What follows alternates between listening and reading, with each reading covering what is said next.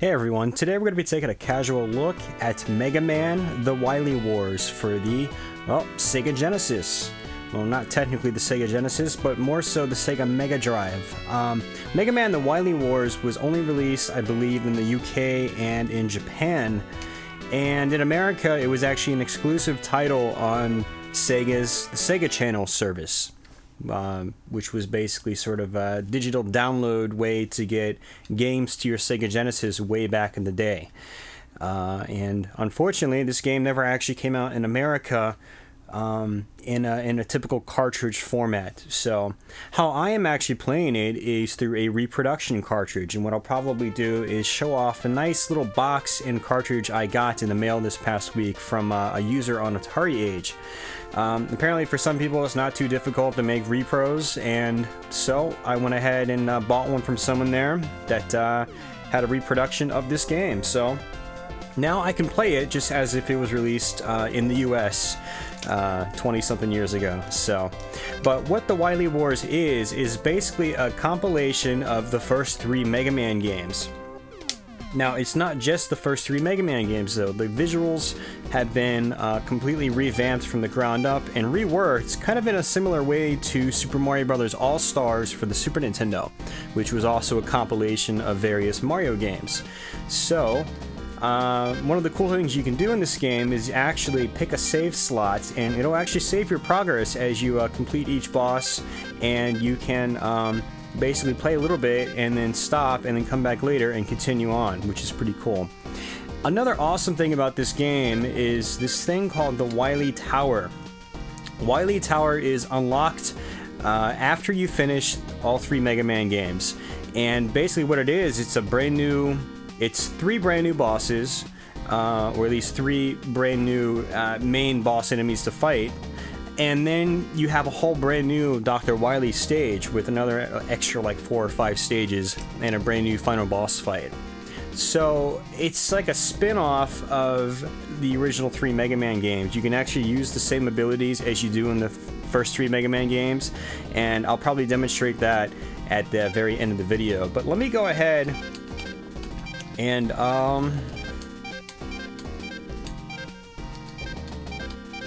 clear a file. I'm gonna go ahead and clear this file right here.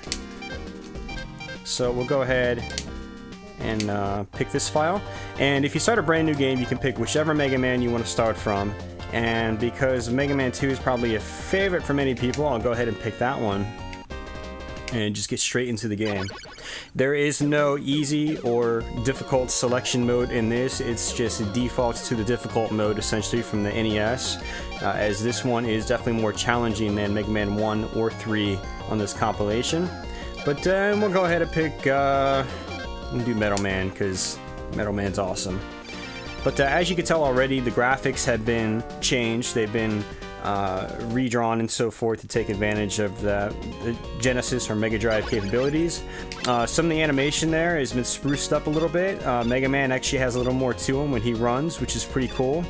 And when he teleports in, it's a little bit smoother. Gameplay-wise, it's very, very close to the originals, except that it looks like the hit detection has been tweaked a little bit. Mega Man, when you fire, you can't fire as quickly as you can in the original Mega Man games. You can't just mash the button like you can in the old ones. You still only fire at a very specific speed. This is about as fast as you can fire right here. So if you mash it, you won't fire any faster than that. So no turbo controllers in this game like you can on the NES ones. But aside from that, I mean, the games are extremely true to the original Mega Man trilogy, were the first 3 Mega Man games on the 8-bit Nintendo. And if you've never played this game before, I definitely recommend trying it out if you are a Mega Man fan. If you're not a Mega Man fan, then well, you're probably not missing out on much, but if you are a Mega Man fan, it's definitely something that'll probably make you smile. And let me go ahead and actually... Well, no, I'm going to go ahead and just get to Metal Man so you can see what a boss is like, and we'll just go from there. Well, what I want to do is actually show you Mega Man 1, because Mega Man 1, of all the Mega Man games on the 8-bit Nintendo, had the plainest looking backgrounds. It had a lot more instances of basically just a single background color, whereas the later Mega Man games had more details in the backdrops, things like that. But the Mega Man 1 usually just had single solid colors for the most part on a lot of stages. For instance, Dr. Wily's second level on Dr. Wily's castle in that game is just like a plain blue background, I believe, in the NES version. But in this version, there's all these details and so forth they added in, and it's really cool to see that game kind of remade like that. A game that originally had basically bland, clear backgrounds on parts of it have been spruced up big time, which is pretty cool.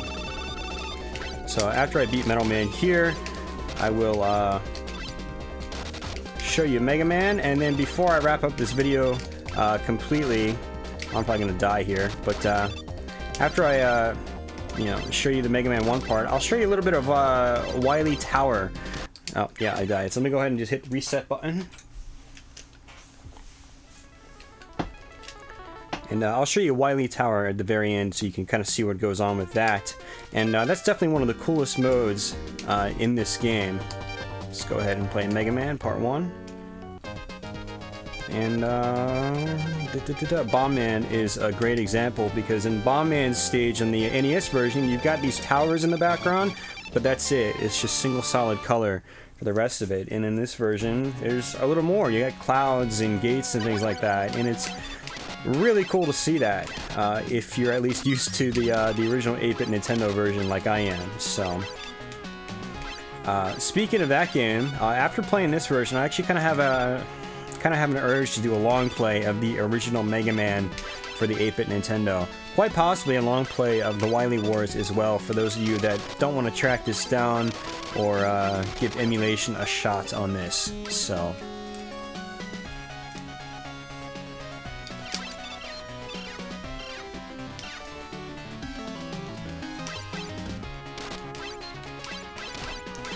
overall, I think this game actually, it looks great. It's not quite as detailed as some other Sega Genesis titles from the time period, but you can definitely tell it's the games have been spruced up quite a bit over the original 8-bit Nintendo counterparts. And I really like the remixed music in this version. Basically, the tunes have been just brought over and just take advantage of the Sega Genesis or Mega Drive sound hardware. And the renditions sound really great in this game. Sound effect wise, the sound effects aren't as good in my opinion as the old 8-bit Nintendo versions, but the music is definitely done proper justice. It's I really like the revisions they had in the soundtrack here. It's very cool. I especially like Wily's in Mega Man 2, Wily's first stage. I love his the remix in this version. It sounds great. So, but anyways, there's Mega Man 1. Let's go ahead and reset it, and I'll show you Wily Tower before I wrap things up here.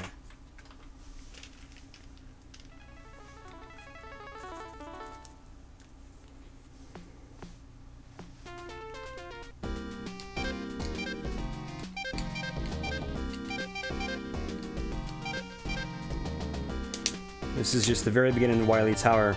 So once you beat the first 3 Mega Mans, Wily Tower appears and you can select it. And this part's probably going to blow your mind, and it really just blew my mind at first. We'll pick this guy. Aside from there just being completely brand new bosses, this next part is what really got me, and was probably one of the coolest things that Capcom should bring back to modern Mega Man games.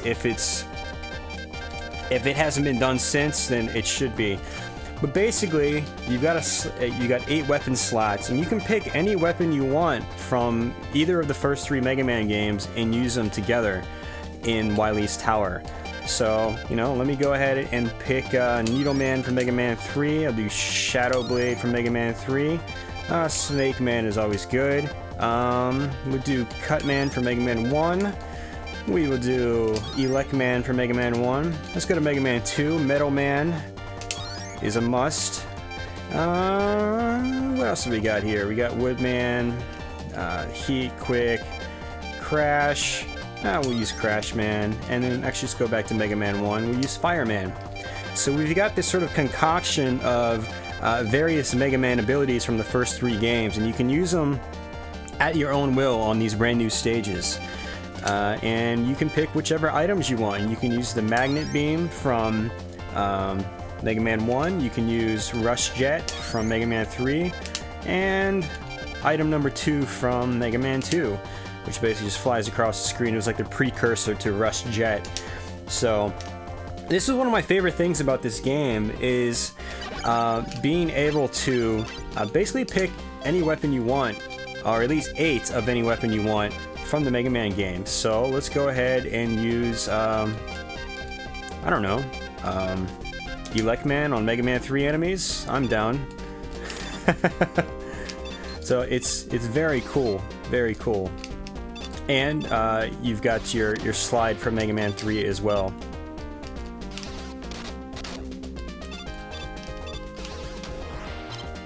Now, the Wily Tower stages, they're a lot of fun to play. Unfortunately, the music in them, they're brand new tunes, and they really don't, I don't know, they're not nearly as memorable as the tunes found in the original Mega Man games, but aside from that, I can't really complain too much. I love having this concoction of weaponry with, you know, being able to use like Mega Man 1 weapons on Mega Man 3 enemies. It's just very cool.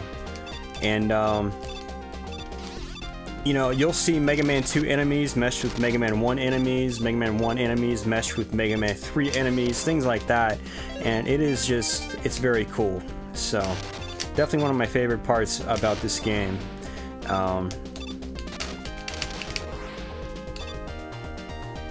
But you know what, guys, that's basically about it. I mean, I could go on about this game for a while, I'm sure, but I'm not going to bore you anymore, and I've probably gone over my 10-minute mark, which I don't like to do these days, but, you know, sometimes it's inevitable.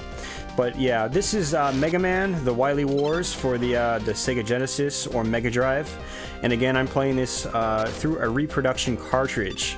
Now, you can also get ROMs online, you can load it onto your flash card, or you can download the ROM on the internet, and you can try playing it like that. In the past, I've actually had problems with just playing a ROM. Sometimes the music would run slow in emulation, things like that. So if, you know, go for the reproduction cart route if you want something that feels legitimate to, like, basically the real deal.